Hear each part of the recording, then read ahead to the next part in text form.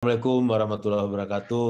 Waalaikumsalam Waalaikumsalam warahmatullahi warahmatullahi wabarakatuh. wabarakatuh. Selamat malam Dr. Yosi, juga Selamat Dr. malam, Prof. Isman, dan tentu penyelenggara ya, Dr. Zul Asdi dan Dr. Rusdani. Juga selamat malam kepada dua beliau tadi, yang satu Dr. Robi ini paling kelotokan kalau soal konsil. Siap. Juga Dr. Slamet dan Dr. Gigi Paulus. Saya kira sudah lengkap tadi. Kalau tadi dibilang pengayaan, kata Dr. Yosi, kaya dengan kebingungan. Kita makin namain kebingungan, kekayaan dengan kebingungan. Biar Dr. Robi tambah bingung. Gitu ya. Baik, senior dan sejawat sekalian yang saya hormati, sebetulnya sederhana saja bahwa dengan Undang-Undang Nomor 17 tahun 2023 ini, Konsil Kedokteran Indonesia itu bukan lagi sebuah regulator, tapi dia sebagai operator. Itu jauh sekali lompatan ke bawahnya, bukan lompatan orang melompat ke atas, melompat ke bawah gitu ya. Nah, itu beda sekali antara kewenangan dan pemosisian atau positioningnya di dalam kehidupan berprofesi ini.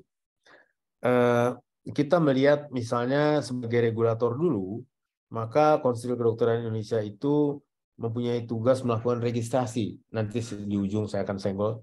Yang kedua adalah mengesahkan standar pendidikan profesi dokter dan dokter gigi. Di sini saja Konsil Kedokteran Indonesia masa depan pasti sudah akan kebingungan, karena yang disebut dengan standar pendidikan profesi pastilah yang membuat adalah profesi. Pertanyaannya buat saya yang saya belum bisa jawab, tapi saya nggak mau ngelawan karena ini undang-undang, saya nggak bisa jawab aja. Ini yang disebut profesi itu yang mana begitu? Ada 1, 2, 3, 4, 5, 20, 25 begitu. Ini saya nggak bisa jawab nih. Yang berikutnya adalah melakukan pembinaan terhadap penyelenggaraan praktek kedokteran. Itu pembinaan itu dulu ada, tapi kalau sekarang mestinya nggak ada. Karena praktek kedokteran bisa saja maksudnya itu dibina oleh Dirjen Tenaga Kesehatan atau Dirjen Pelayanan Kesehatan. Saya nggak tahu yang mana nanti begitu, karena arti dari pembinaan yang sebelumnya itu berbeda. Pembinaan itu dasarnya adalah to protect the people, to guide the profession. Jadi melindungi masyarakat dengan cara melakukan pembinaan terhadap profesi.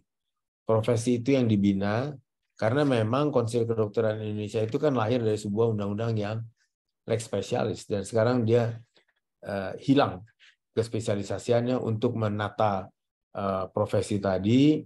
Dia menjadi unit operator saja untuk mengesahkan tadi standar, tapi saya nggak tahu standar dari profesi yang mana. Nah, nanti perhimpunan profesi boleh lebih dari satu, kolegium ditetapkan oleh Menteri Kesehatan, tapi kolegium kan mestinya dari organisasi profesi, mestinya normalnya secara universal begitu, nanti dari mana saya tidak tahu.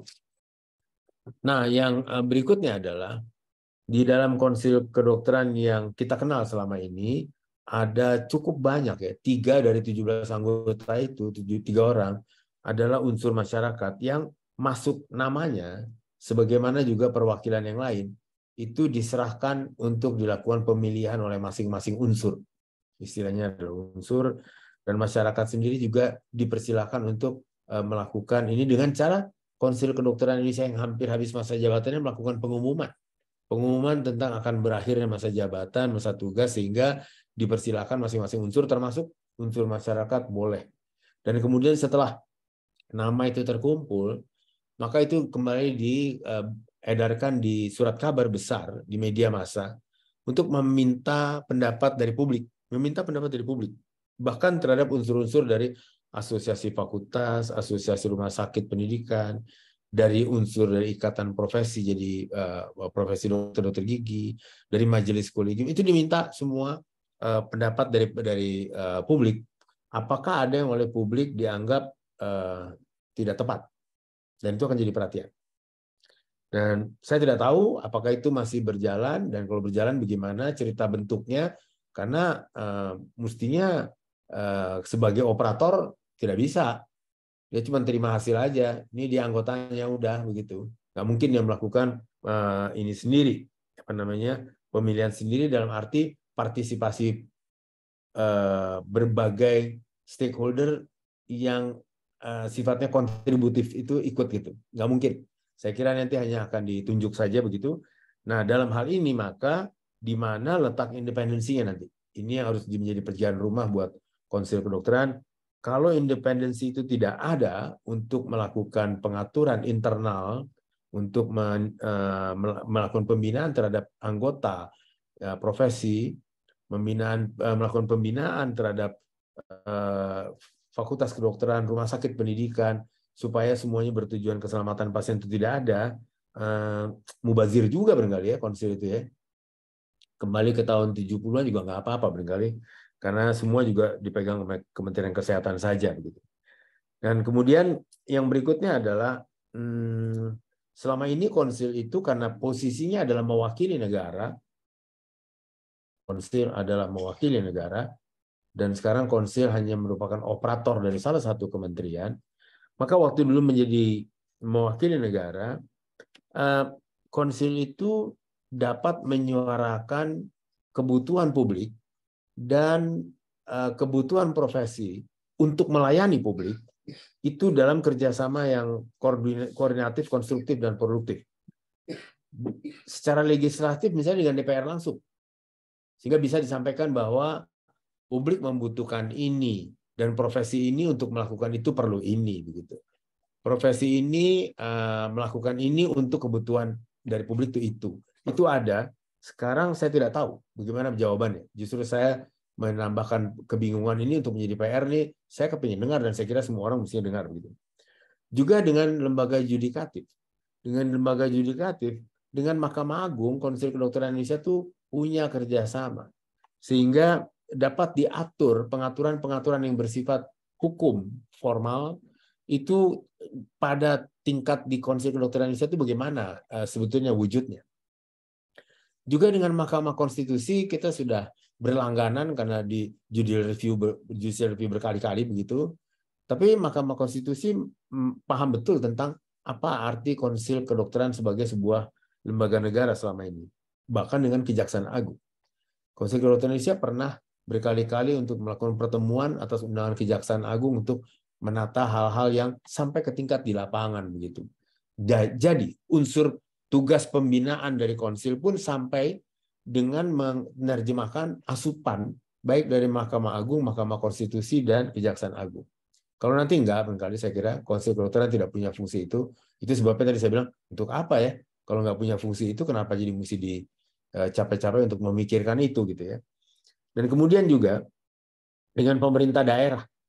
Dengan pemerintah daerah itu pada setiap melakukan rapat kerja, rapat koordinasi, atau bimbingan teknis, itu pemerintah daerah akan ikut dalam pertemuan itu untuk memberikan asupan-asupan tentang apa yang sebetulnya dibutuhkan publik dari profesi, juga sebaliknya apa yang sebetulnya harus didukung pada profesi untuk dapat melakukan pelayanan publik dengan baik. Itu selama ini berjalan baik. Dan saya kira nanti, nggak tahu saya terus terang aja saya melihatnya nggak mungkin kali ya, itu ada begitu. Maka unsur dari konsil yang napas dari konsil di seluruh dunia yang to protect the people to guide the profession saya kira berkurang atau mungkin sangat lemah kalau bukan hilang. Karena sebetulnya apa yang mau dilakukan untuk to protect the people ya? Karena semua kan sebetulnya tinggal melakukan pekerjaan-pekerjaan administratif dan pekerjaan yang sifatnya profesi tentu akan luntur kalau bukan hilang karena memang menjadinya birokratis begitu. Tidak lagi di dalam sebuah lex spesialis yang sifatnya justru melakukan pengaturan bagaimana sebuah profesi yang harus berbuat luhur ini tetap berbuat luhur. Dan terakhir dari saya adalah dengan begitu menjadi penting menjawab adalah organisasi profesi yang lebih dari satu itu yang mana yang dapat atau harus dipegang oleh konsil nanti. Dan kalau konsil tidak bisa memegang itu, apakah konsil akan menjadi timpaan kesalahan? Baik dari Kementerian Kesehatan, dari negara, juga dari profesi maupun dari masyarakat sendiri sebagai pengguna jasa layanan kesehatan atau kedokteran tadi. Ini mesti dijawab dari sekarang. Karena kalau konsil cuma jadi barang tempat timpaan kesalahan, sekali lagi saya tanya, untuk apa ada konsil? Artinya teman-teman yang di konsil dan kita semua dokter mesti berpikir ulang tentang positioning ini dengan benar begitu. Kenapa hakikatnya, filosofinya ada sebuah konsil di sebuah negara itu untuk apa? Untuk dapat diterima di IAMRA, International Association of Medical Regulatory Authorities, saya mesti menjawab pertanyaan-pertanyaan itu. Untuk apa sebuah konsil perlu di negara Anda? Bagaimana negara, bukan pemerintah, bagaimana negara melakukan dukungan dan penjagaan terhadap keberadaan lembaga Anda, Medical Council itu. Yang ketiga, bagaimana Anda bisa yakin mengatur negara yang begitu luas wilayahnya, begitu banyak jumlah penduduk yang tersebar, dan kemudian dengan profesi yang begitu beragam. Bagaimana caranya? Metode kerjanya begitu. Dan kemudian dari mana Anda mendapatkan dukungan tadi? Apakah publik terlibat? Karena kalau publik tidak terlibat, betul-betul secara independen juga terlibatnya, tapi tidak terlibat, maka sebetulnya yang Anda kerjakan adalah birokratis, bukan betul-betul profesional sebagai sebuah lembaga negara yang melakukan tugas-tugas penyimbangan terhadap apa yang dilakukan oleh pemerintah atas nama negara ya, oleh pemerintah terhadap publik, dan apa yang dibutuhkan publik terhadap negara dan profesi, dan apa tanggung jawab profesi yang harusnya ada. Maka yang terakhir dari saya adalah tentang STR seumur hidup. Mungkin saya dibesarkan di waktu yang kuno barangkali, karena pengertian saya tentang surat tanda registrasi sebetulnya sudah sedikit disinggung oleh, ini sebenarnya teman sekelas saya nih, Dr. Gigi Paulus ini teman sekelas dari dulu nih. Nah, tapi sekarang saya udah minggir, beliau masih aktif, saya masih terima kasih, beliau masih mau susah-susah mikir beginian, yaitu registrasi yang menjadi dasar negara memberikan kewenangan pada seorang dokter dan dokter gigi untuk melakukan praktik kedokteran. Nah, ketika kita bicara negara memberikan kewenangan, maka pemberian STR seumur hidup ini apakah dapat dianggap bahwa negara bertanggung jawab bahwa seorang dokter dan dokter gigi, atau maaf dokter gigi Yanuar, saya dokter aja biar dokter gigi Yanuar nggak marah sama saya. Apakah negara bertanggung jawab nanti ketika seorang dokter di dalam pertambahan umurnya mengalami kelambanan dalam mengikuti iptek, apalagi keterampilan, di dalam perjalanan umurnya mengalami sakit-sakit yang lazim dialami oleh orang tua, itu sebagai tetap layak untuk melakukan praktek kedokteran bagi warga negara yang dijamin oleh Undang-Undang Dasar. Ini menjadi pertanyaan besar. Sementara kita tahu bahwa penerbang, pilot pesawat tempur saja yang bisa mati sendirian gitu, itu akan selalu dilakukan pengujian berkala tentang kemampuannya. Kemampuan melihat, kemampuan mendengar, kemampuan bereaksi, kemampuan mengambil keputusan, kemampuan mempertanggungjawabkan keputusan-keputusan yang diambilnya di dalam pekerjaannya tadi secara teratur. Apalagi dengan pilot pesawat komersial yang akan membawa puluhan dan sekarang ratusan penumpang pada saat dia melakukan pekerjaan profesinya. Bagaimana dengan dokter yang kira-kira mirip dengan pilot tadi?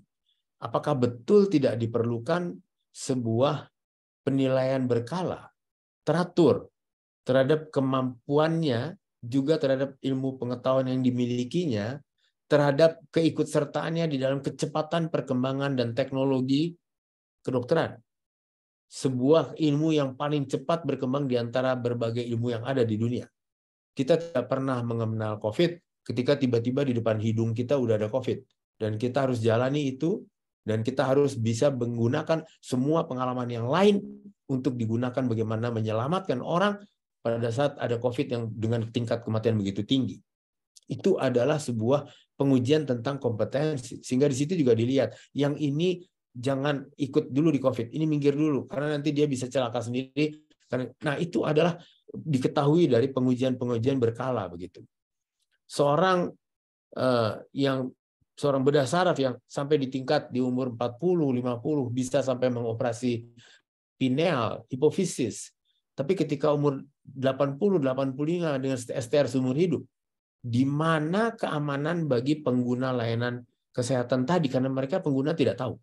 Yang tahu adalah profesi itu sendiri, bahwa anggotanya ada yang sudah tidak begitu baik lagi untuk melakukan pekerjaan-pekerjaan yang sangat spesifik, sangat halus. Nah, ini barangkali menjadi pekerjaan rumah. Saya cuma menambahkan pekerjaan rumah saja. Saya berharap Dr. Robi masih mau menampung kepusingan yang saya berikan ini. Dan tentu juga teman-teman semua di sini, ini adalah saatnya kita berpikir. Memang undang-undang tidak dapat dibantah, tapi kita mesti terus dapat jernih berpikir sebagai sebuah profesi. Sebuah profesi adalah sebuah pekerjaan yang terus melakukan pelatihan dirinya secara teratur. Itu definisi profesi. Dan itulah tadi STR sebetulnya. Dan didasari oleh etik, yaitu menolong orang begitu. Dipandu oleh etik dengan mengedepankan altruisme, mengedepankan untuk menolong orang lebih dulu dan mengalah diri kita. Kita mesti mau dilakukan penilaian terhadap diri kita secara teratur. Terima kasih, mudah-mudahan ada yang bisa membantu saya menjawab ini, karena kita menghadapi sebuah perubahan yang begitu dahsyat. Kalau tadi ada yang menyebutkan persiapannya nggak secepat keputusannya untuk melakukan hal-hal yang sangat revolusioner. Billahi taufiq wal hidayah. Wassalamualaikum warahmatullahi wabarakatuh. Waalaikumsalam.